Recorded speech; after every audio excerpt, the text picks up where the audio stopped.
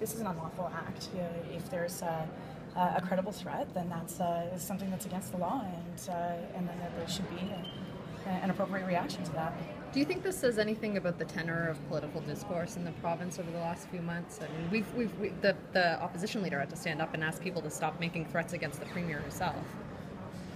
Well, there's certainly an aspect of, I think, overblown rhetoric has permeated political life, and so there might be some of that.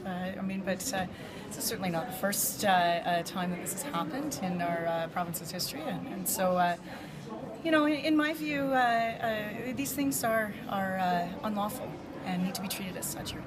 If you utter threats, you are breaking the law. How unsettling is it to you, as a person, as a mom, as a politician? Well, in public life, there are a number of challenges every time you walk out the door, and this is part of that. And certainly, you accept some of that when you do this job. And so the fact is that this is an unlawful act, and when people break the law, then there needs to be a consequence. It can be troubling for you. I mean, you're out there every day, but I mean, this was your staff as well. Does that play into your concern? Well, we take a lot of phone calls in our office, and certainly we have seen some really disturbing kind of rhetoric coming off the phones in the constituency office and here as well. And so, that is, again, part of the job, but uttering threats is a very, very serious contravention and must be dealt with accordingly. How long has this been going on?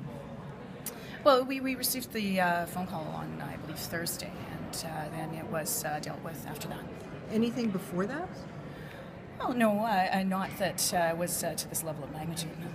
You said that you get almost daily missives or angry. Is that still happening on Twitter?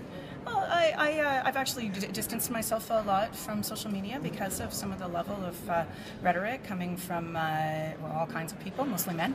And so, I think that's just a natural response to the level of overheated hyperbole that seems to have permeated political life.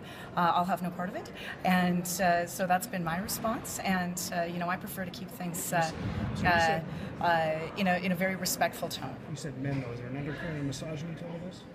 I think we read the staff member's statement and we see a little bit of that.